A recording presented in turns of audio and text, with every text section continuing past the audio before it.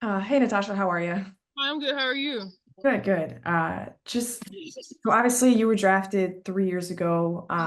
Just and you made your way back into the league, but I'm wondering like how does that path work for you? Like how do you encourage yourself to keep trying to get back into the WNBA over that time?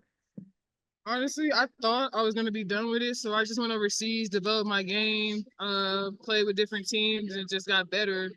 And my agent got the phone call like, "Hey, you wanna go to training camp for Phoenix?" I said, "Yeah, let's do it." Did you get any advice from other players like who'd been in similar situations on how to approach that process? Honestly, I got advice from Shiggy. She was just like, "Keep working, keep grinding," because you know how she went undrafted. Next thing she made history here, so that really meant a lot. Cool, thank you. Can I ask a question for Sophie or should we wrap around? Hi, Sophie. Hello. So obviously Nate and Christy come into your team with a lot of NBA experience and having spent some time on the Sun side. I'm wondering like what sort of NBA influences you felt in terms of your style of play this season or just anything around the organization. Yeah, I just think the way that they treat us like pros, they put a lot of trust in us. They give us a lot of freedom, which we haven't had before, but it's a good balance. When we're in and we're working hard, I'll tell you that. They expect that. But you know, when we're not between the lines, they're chill and they treat us like normal humans, which is great. And then offensively, I think just the motion that they're running, how spaced the court is, they have a flow like the NBA, and with the people that we have and the abilities that we have on offense, just the firepower. I think once we can all kind of gel and find that chemistry and rhythm together, that we're gonna light up the place. Thanks. David? Yeah, Sophie, last week the league announced that starting May 21st, teams would begin charter travel. So I was wondering if the Mercury arrived in Las Vegas using the team's charter program, and if you're leaving Vegas using the league's charter program. Yeah, no, we still flew a normal flight on the way up here, uh, which is not good. I think on the way home we finally get our charter. With that, we always we're grateful. Do not get me wrong, we are so grateful that we're able to start chartering. But with that, there's a lot of things that need to be adjusted. Our bags and some of our people can't fly with us because our charter is too small, while other teams get big planes. We want to talk about a competitive advantage. Well, that's one right there, that our team has to be split up and our bags don't even get to travel with us. And so the social media makes everything sound so great and so butterflies and rainbows now that we got the charters, but half the teams don't even have a proper charter to fly with your whole team. So we are grateful, but there's still work to be done. And I do think that we do get a charter home tonight, which is good. But again, not everyone gets to come with us. So still needs room for improvement. Earlier, you were talking about the offense. I want to shift gears and talk about the defense. Nate's defense requires a lot of communication. Can you talk about what goes into being a unit defensively? Yeah. I mean, when you have someone, were you asking me? Both of you, yeah, Oh, both you go. Mack and Sophie, yeah. I think when you have our personnel, that it's going to be really fun to play defense. Like we all have each other's back, and that's something that we haven't had here since I've been here. When you have a mobile five who can protect the rim and who's getting boards and kind of shocking the league right now, it makes it easy too because you have trust that if you get beat, you have someone behind you who's gonna beat people's stuff up.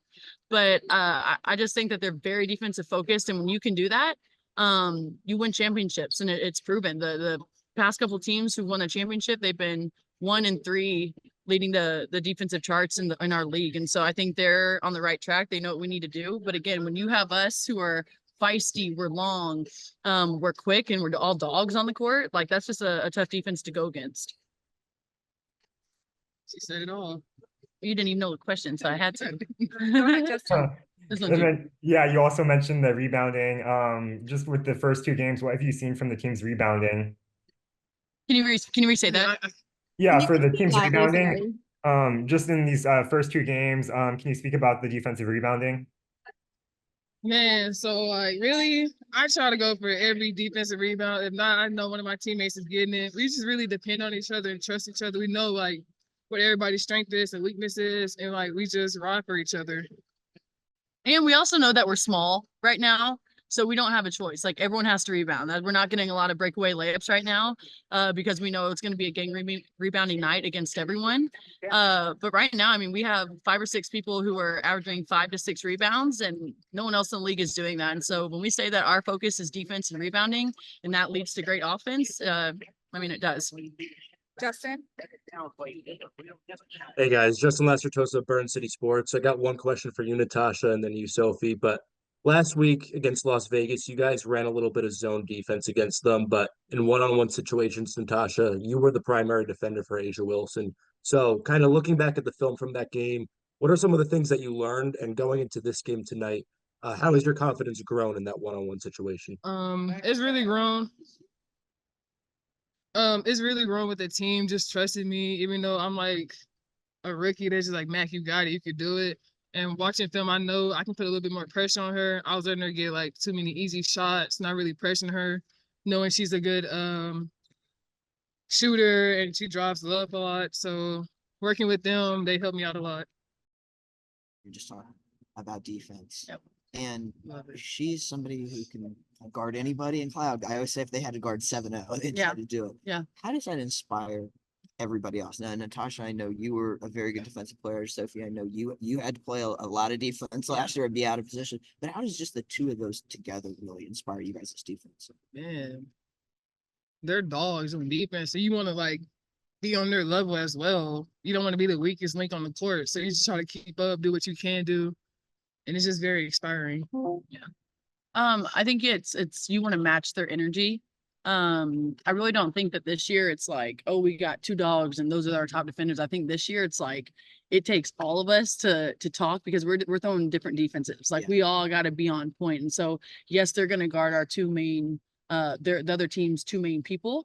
But at the end of the day, like it takes everyone, right? Like you're all on a string. And so when they see Tosh or Mack getting up, that inspires them too. You know what I mean? And so when we see them getting up, it makes us want to be in position as well. And so I just think what we have going right now is huge. I think especially Tosh has been doing a phenomenal job. I mean, she played on their 5 last game against Atlanta, and just her strength. I think she should have been first or second team, all defensive team. You know what I mean? Like, I don't know why people are overlooking her.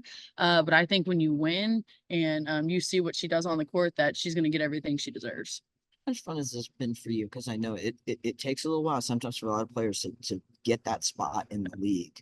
And it turns out not only you got a spot in the league, but your place, they really need you. You know, like you're Hell yeah. It's still a little shocking, but I just feel like I just come to work every day and work hard and learn. You know, Sophie's been teaching me how to be a great 5. Believe it or not, she has. And so with everybody around me constantly inspiring me, helping me, whether it's criticizing, giving me uplift, it's really helped a lot. awesome. Thank you. You had to do a little of that 5-ing at Missouri. I'm tired of that shit. We need her